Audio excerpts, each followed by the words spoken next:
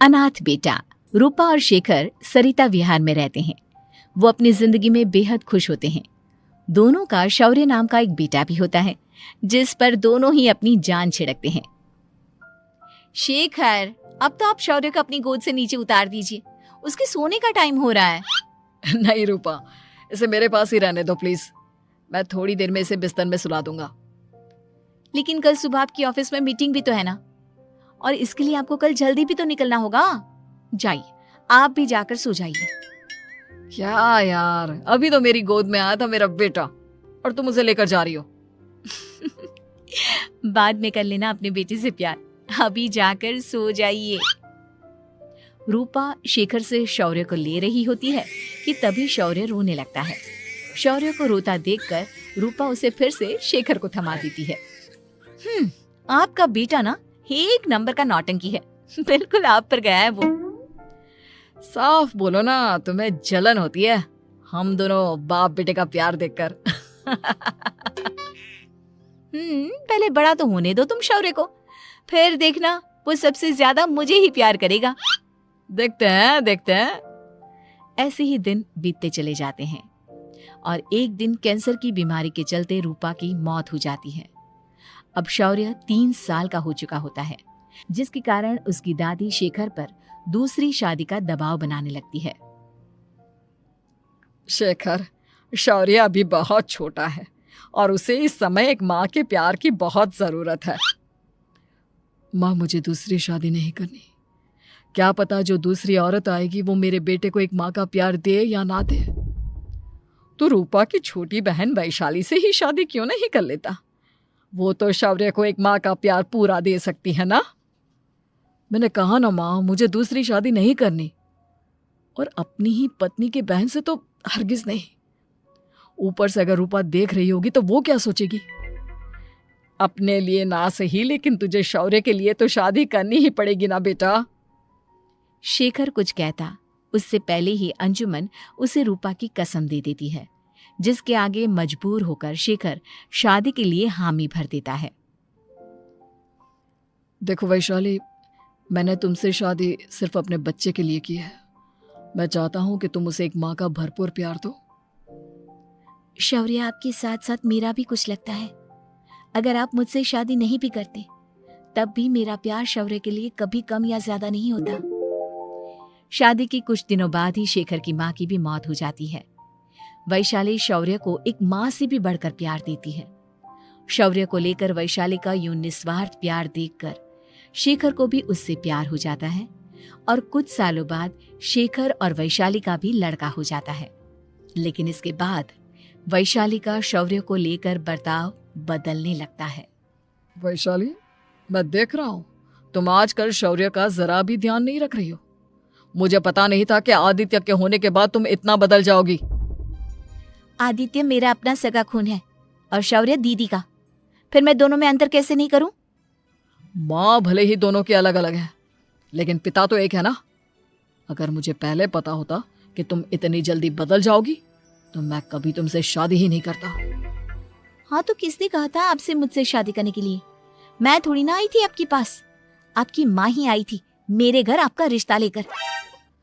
वैशाली, मुझे तुमसे ऐसी उम्मीद नहीं थी। गुस्से में शेखर अपना पैर पटकता हुआ शौर्य को वहां से लेकर चला जाता है। पापा, मम्मा मुझसे प्यार क्यों नहीं करती? क्या मैं उनका सगा बेटा नहीं हूँ इसलिए मुझसे प्यार नहीं करती? मम्मा नहीं करती तो क्या हुआ बेटा, पापा तो करते हैं ना आपसे प्यार। कुछ दिनों के बाद, आज तुझे खाना पीना कुछ नहीं मिलेगा, चल चुपचाप से अपने रूम में जाकर सो जा। माँ, अब भाई को खाना क्यों नहीं दे रही हो? बेटा तू आराम से खाना खा, इस नालायक की चिंता मत कर। एक दिन खाना नहीं खाएगा तो मर नहीं जाएगा ये। अगर भैया नहीं खाएंगे तो मैं भी नहीं खाऊंगा। तू अपने भाई का भक्त क्यों बन रहा है? ये तेरा सौतेला भाई है, सगा नहीं जो तू लक्ष्मण बन रहा है। माँ, आपको इतना भी नहीं मालूम? श्री राम और लक्ष्मण सगे भाई नहीं थे। श्री राम माता कौशल्या और लक्ष्मण माता सुमित्रा की कोख से जन्मे थे। दोनों के सिर्फ पिता एक थे लेकिन माँ अलग थी।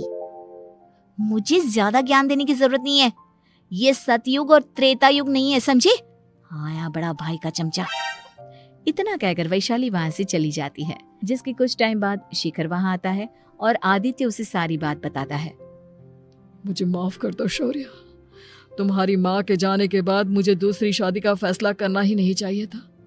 अगर मैं दूसरी शादी नहीं करता तो शायद आज तुम्हारी ये हालत ना होती। नहीं पापा, अगर आप शादी नहीं करते तो मुझे आदित्य जैसा छोटा भाई कभी नहीं मिलता। थैंक यू मुझे इतना अच्छा भाई देने के लिए। तुम दोनों हमेशा ऐसे ही साथ रहना, फिर कोई भी तुम दोनों का कुछ नहीं बिगाड़ पाएगा। चलो मैं तुम दोनों को आइसक्रीम खिला कर लाता हूँ, बहुत भूख लग रही है ना। शिखर शौर्य और आदित्य को आइसक्रीम दिलाने लेकर जाता है। वो दोनों को पार्क में खड़ा करके आइसक्रीम लेने जा ही रहा होता है, तभी तेज रफ्तार से आती हुई एक गाड़ी उसे कुचल देती है और उसी पल शेखर की मौत हो जाती है, जिसके बाद शौर्य की जिंदगी नर्क से भी बदतर हो जाती है। सुन रे चिरकुट, इस घर के किसी भी सामान को मेरी मर्जी के बगैर हाथ मत लगाना। इन सब पर अब तेरा कोई हक नहीं है, समझा? ठीक है माँ, मैं आपकी इजाजत के बगैर किसी चीज को हाथ नहीं लगाऊंगा। चल जाकर अब पूरे घर की सफाई कर। महज 7 साल का शौर्य वैशाली के कहने पर अपने नन्हे नन्हे हाथों से पूरे घर की सफाई करने लगता है। ऐसे ही दिन बीतने लगते हैं, लेकिन मासी से माँ बनी वैशाली को उस मासूम से बच्चे पर जरा भी तरस नहीं आता। क्यों शौर्य, ये घर में इतनी गंदगी कैसे हो रही है? ढंग से सफाई नहीं की है क्या तूने? माँ मैंने तो अच्छे से सफाई की थी, लेकिन आदित्य बार बार इधर उधर चलकर गंदा कर देता है। अच्छा, खुद से एक काम ढंग से नहीं होता और अपनी गलतियों का जिम्मेदार मेरे बेटे को ठहराता है। इतना कहकर वैशाली बांस का डंडा उठाकर शौर्य को जोर जोर से मारने लगती है। तभी वहां वैशाली के मायके वाले भी आ जाते हैं और उसकी सारी करतूतें देख लेते हैं। माँ मैं ऐसा क्या करूं जिससे आप मुझे भी आदित्य के जितना प्यार करोगी? बोलिए ना माँ, मेरे क्या करने से आपके अंदर मेरे लिए ममता जागेगी? वैशाली शौर्य की एक नहीं सुनती, उसके ऊपर डंडे बरसाती जाती है। हद पार होते देख वैशाली की माँ उसका हाथ पकड़ती है और जोर से उसे थप्पड़ मारती है। यही सब करने के लिए तूने दामाद जी से शादी की थी? हमने सपने में भी तुझसे ऐसी हरकत की उम्मीद नहीं की थी। तू माँ नहीं, माँ के नाम पर एक धब्बा है। बस कीजिए माँ, आदित्य के इस दुनिया में आने से पहले मैंने इसे बहुत प्यार किया था, लेकिन अब जब मेरी खुद की औलाद है तो मैं किसी और के बच्चे से प्यार क्यों करूं? अरे नालायक औरत, जिसे तू किसी और का बच्चा कह रही है वो तेरी खुद की सगी बहन का बच्चा है। बहन है तो क्या हुआ, मेरे अपने बच्चे से बढ़कर तो नहीं हो सकता ना ये कभी। अगर यही बात थी तो तू हमें पहले बता देती, हम शौर्य को अपने साथ ले जाते। उसे इस तरह प्रताड़ित करने की क्या जरूरत थी? अगर आपको लेकर जाना है ना तो ले जाइए इसे, मैं नहीं रोकूंगी।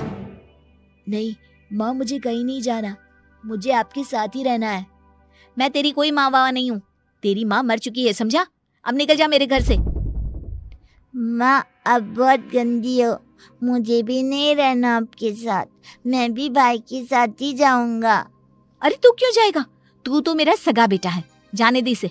हम यहाँ ऐश से रहेंगे, तुम्हारे पापा बहुत सारी जमीन जायदाद छोड़ गए हैं तुम्हारे लिए। नहीं माँ, मुझे भाई के साथ जाना है। आप अच्छी नहीं हो, आप बहुत बुरी हो, आप भाई को बहुत परेशान करती हो। देख वैशाली, तुझसे ज्यादा समझ तो इस मासूम बच्चे में है। ये तेरे बुरे कर्मों का ही नतीजा है जो आज तेरी सगी औलाद खुद से तुझे ठुकरा रही है। आदित्य, तुझे इस शौर्य ने भड़काया है ना मेरे खिलाफ? नहीं माँ, मुझे किसी ने भड़काया नहीं, पर मैं सब देखता हूँ, सब समझता हूँ। भाई बहुत अच्छा है, वो आपकी जैसा नहीं है। चलिए नानी।